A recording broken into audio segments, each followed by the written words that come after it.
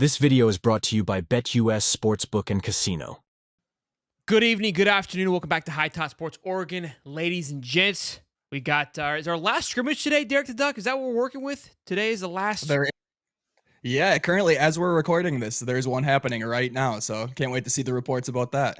Fantastic stuff. It's our last scrimmage, which what tells us means it's the end of fall camp, and we get into basically it's football time, boys and girls. These next 2 weeks will be dedicated towards prepping for week one. Ducks got a big one. What is it, Idaho? Idaho, Community baby, the service, Vandals. high school. Yeah, it's gonna be a good one. But we got a few things to go. We got the injury bug lurking in camp, which seems to be going across college football, which is part of it. Texas losing 2 of their running backs, 1 and 2. Absolutely brutal. You hate to say it. Look, as much as we love to compete, wow. Hey, unless you're a duck, nobody is safe. Nobody is safe. Then we've got a big time commit for 2025. I'm talking huge. Rocco coming in.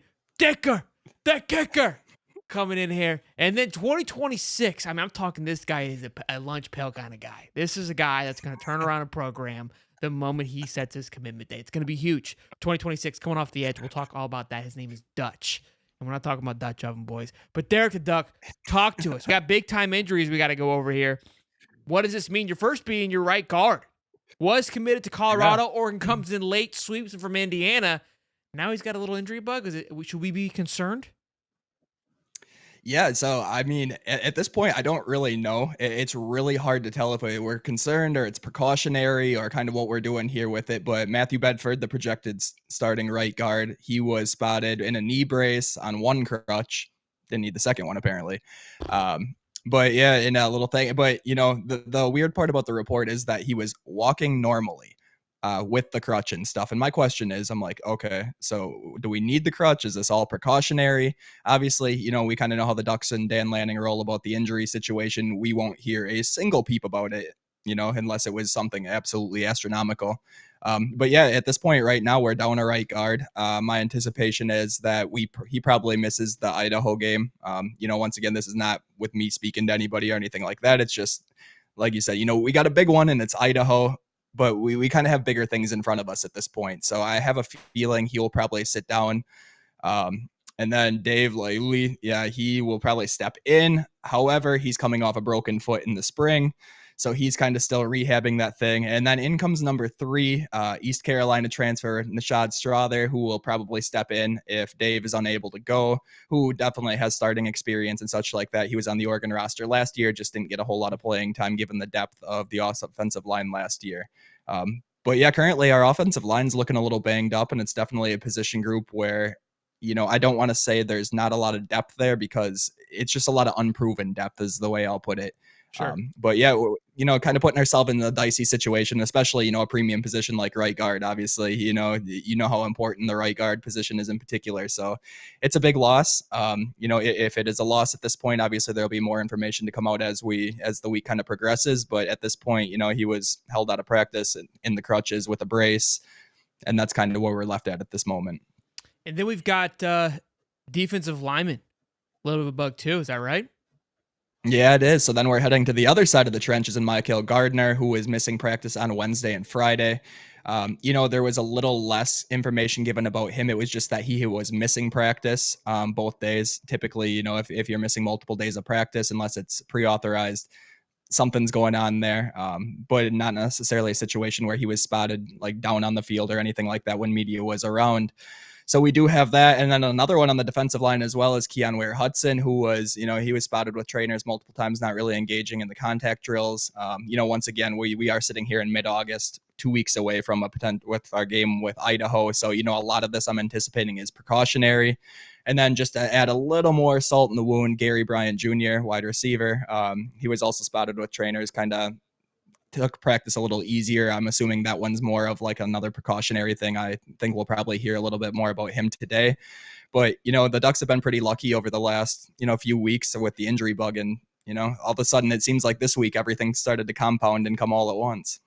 Pack it up. That's it, boys. Look, here's the pro, right? We joke with the schedule and whatnot, but there's a reason why these teams do that. Why it is important is because you're kind of ramping up very quickly, right? You don't get a bunch of preseason games like the NFL. So it's nice to have these cupcake games to allow injuries to heal and guys to kind of get into shape. So look, it's par for the course. This is the way that it is. None of them seem very serious, so no reason to panic on that. Any other big takeaways from this? I know we got scrimmage today, but we've had camp all week. Anything that's been Mhm. standing out from our insider the Duck there that fans should be pumped up about? Camp has been what's come out of it has been really consistent throughout camp. If like I said, I know I've mentioned this on the show before, but if you go take a look at Dan Lanning's previous 2 years and kind of how he conducts himself with the media in camp and just how he speaks about the team and the progress and such like that, he's very hesitant to give out a ton of positive praise, for obvious reasons. Dan's a very forward-minded coach in the sense that he's always thinking about the next play. What are we able to do next? What are we going to grow from the next snap? So he doesn't give us a whole lot, but what we're hearing this year is completely different. It's been a whole lot of physicality is something that we've heard a ton of. That competitiveness. I know every program in the country is going to say, we run a competitive ship here, but that's something that truly is a strength and at the core of Oregon's program right now. And I know the people who have been fortunate enough so far to see that Team Out West videos that the Oregon media team has been able to put out the last 2 weeks, you kind of get an inside view as to what that physicality looks like. And it's starting to look a little less like, the Oregon teams as of old, from the mid 2000s into 2010s, where they're a little leaner built and built more around speed. And then you kind of take a look at this year's rosters, and just based on the heights and weights and such that have been, released from last year's, this team is really bulked up. This is a grown man team. And I think, that's a big difference that Dan Lanning has been able to make in the program over the last couple of years, is kind of transitioning from that, the old build, we'll call it, to this new, more of an SEC Big Ten type of build, Sure. where you're beefing up the trenches, and I think that's kind of the roster construction that's heading this way. So, we got a lot to look forward to. I'm really excited about it. Obviously, as Duck fans, we haven't really gotten to see a lot of teams like this in particular in our lifetime, just because, we have seen a lot of that, quick shiftiness, flashiness. And now Sure. I think that identity is starting to shift a little bit. So I'm truly looking forward to that, to see how that plays out on the field. And for good reason, too. Joe Klatt was talking about it, and we'll kind of transition a little bit into our sponsors, which is we are powered by BetUS. Joe Klatt was talking about who is a big threat to the Big Ten. But his two top people were Ohio State and Oregon, and then who's next? Who's next to follow in line? And right now, if you use the link in the description, you can bet on Oregon Ducks to win the Big Ten plus 200. When your first three deposits, you get back 125% up to $2,000. But I love Joe Klatt's conversation about it because, look, huge respect for Oregon. Now, he thought Michigan was the next in line to threat. And reason being, I agreed with what he said. Because, look, that team, although lost a lot of key pieces, Michigan's done a great job of building within. And they've got a culture that they've established. That is a recruiting class that has finished top 15 over the last decade. They haven't really done much in the portal, but they get guys and they keep guys, and they build them up for a very long time. And they obviously got Dylan Edwards there, the running back, which is their bread and butter. Right, that is what they live off of. They lived off it last year. So to think that they're just going to go away quietly is crazy to think. But think about Oregon coming in and already being considered as the big brother, the dad of the relationship. You got mom and dad, which is Ohio State and Oregon. Kind of a slap to Michigan, but you got to like where Oregon sits with that. And again, plus 200s. That's a heavy favorite for them to win the Big Ten, which we've talked about. Again, that'd be a hell of a feat to be year one and win the Big Ten. But again, check out that link in the description. What's your thoughts on that, though, what Joe Klatt had to say? I completely agreed with it. I know the interview you're talking about, or his little session. But I completely agreed with what he said. And he kind of, echoed a lot of what we were just talking about with, the construction of the program and kind of what their identity looks like and just how they construct themselves. And I think that's exactly why Michigan's going to remain competitive. If you go back, you won't hear me crap on Michigan. I'm not one of those people who I think Michigan's going to have a fat drop off.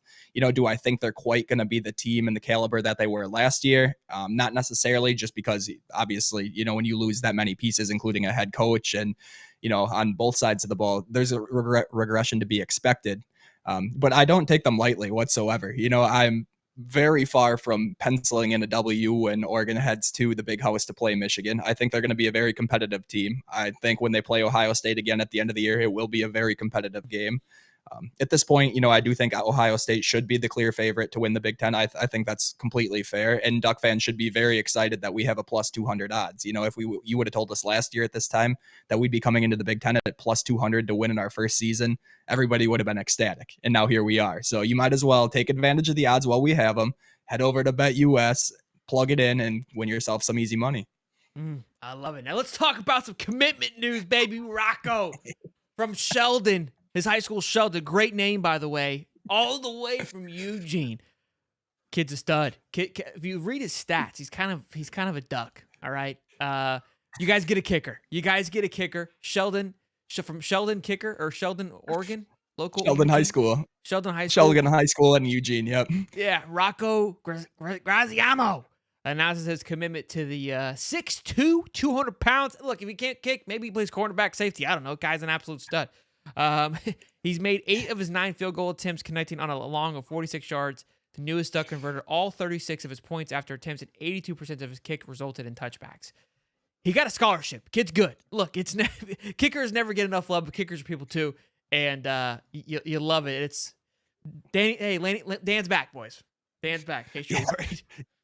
I know. We always talk about the sexy pickups, and kickers are not the sexiest of pickups for most people. To be real honest with you, I don't think a lot of Duck fans even know we got a commitment yesterday just because special teams. But there's a couple of reasons I'm really fired up about this. First off, you have a guy named Rocco. You don't have a kicker who comes in named Rocco and he sucks. That's not happening. This boy is good as money, and that's about guaranteed. Second, he does come from the same high school as, Justin Herbert. So, I mean, you got to plug that in there. Gotta love that. Born to be a winner. All right. It's a lot. Right. The Eugene pipeline it's strong right now. Teams are having a tough time cracking that one. So I like where we're sitting there. But, the funny thing about this is, you mentioned his height and weight, and you said, maybe he can play safety or whatever. Fun fact, his primary position isn't kicker. He's actually a wide receiver and a defensive back on his high school team, as well as takes kickoffs, punts, and field goals. So Rocco's kind of a do-it-all, man. I know we kind of prefaced our boy Dutch, who we'll be talking about here shortly, as a lunch pail type of kid. This boy Rocco, he ain't far off. We should be really pumped about having him on campus. The Swiss Army knife of kickers is what they call this young man. Rocco Graziano. You got to love that. Probably said it wrong. But next up, you get a crystal ball. They don't stop flowing. 2026. Again, we've talked about it, and I'm going to keep remembering in case it's your first time to the show. We are in the 2026 season of recruit, so this is not too soon. But his name goes by Dutch Horisk from St. John's Bosco in California, 6'3", 240, and just look at him. I love me a good white boy coming off the edge. Okay, this is a lunch pail kind of guy. Punch you in the mouth. Got the curls coming, the lettuce coming out the back of the helmet. Kid's going to be a stud. Right now, he's a 3-star recruit. I like to see him climb up. Top 500 player nationally, 22 ranked edge. But Dan sees something in this kid, and you see it in his eyes right here. He's not afraid to kill somebody, and he won't tell nobody about it. Yeah, that boy Dutch, that's not a man I'd like to cross. So first of all, definitely the type of dude you want on your team and you don't want to see lined up, across from you. But plenty of reason to be fired up about this boy Dutch here. Obviously, Oregon's had a nice little pipeline going through St. John Bosco in NorCal, which has, produced a ton of talent over the last 10, 15 years. And he's no exception here. He is a 3-star athlete, and I know not a lot of people are going to get fired up about that one. I think I have him 442 nationally, according to On3. Not necessarily eye-popping numbers, but I do want people to understand here, this is only based off his sophomore year in one of the most perennial programs. I believe they're ranked top 10 in the country, again, as a high school, speaking on St. John's. So, and he's started every year since a freshman. So this dude has plenty of talent. He has been offered scholarships by Miami, Oklahoma, Penn State, Texas A&M, USC, so it's not like Dan is out here, and he found this little hidden gem that nobody knows about. He's definitely got some offers. There are some eyeballs on him, and people do expect him to rise in the rankings. I think he will continue to do so. But the man's tape is actually incredibly impressive. He is like a rocket off the edge. I know when we were mentioning it before the show, I was talking about how fast he is. The dude is just incredibly twitchy and fast, and he makes his living off of that, seals the edge incredibly well. And, I think I saw alone probably 10 sacks just off his film. The one thing I would like to see, and I have a feeling the reason that we see him ranked so low currently, is that he is lacking a little bit in his power rush game. Bull rushing isn't necessarily one of his strong suits, and he doesn't quite have a full repertoire of moves on the defensive line yet. Mind you, like I said, he is a sophomore. But someone I do expect to trend up. I would kind of compare him in a sense. I know Trajan Odom from last year's class, the 25 class, committed to Ohio State, who the Ducks were on for a while. He was ranked really, really low, and the Ducks were on him early, and a lot of people were really confused about him. And all of a sudden, his senior year shot up the rankings, obviously committed to Ohio State, and he turned into one of the most sought after defensive linemen in the country. So plenty of reason to be excited about Dutch given his rankings. Obviously, we want to see him grow and continue to get stronger, but man, I'm fired up about it. And like you said, you always got to be fired up about a man named Dutch. He ain't going to let us down. I can promise you that. Right. Dutch off the edge. That's money. He's in the top 250 by the end of the year. I'm calling it now. And again, Mario, get shoved in the locker. You got to love it. Taking an offer from Miami. Doesn't want the smoke. But look, it's Mario. Miami's not safe right now here in the Florida household. We're taking all shots and every shot, whether we're playing them this week or not. They're always taking shots. Boys and girls, hope you guys enjoyed the show. It was an absolute banger. I mean, anytime you get a 5-star kicker, you fire me up and spit on me. You know what I'm saying? That's a time to tune in and lock in and smash the like button. Subscribe to the channel. This season is going to be through the roof.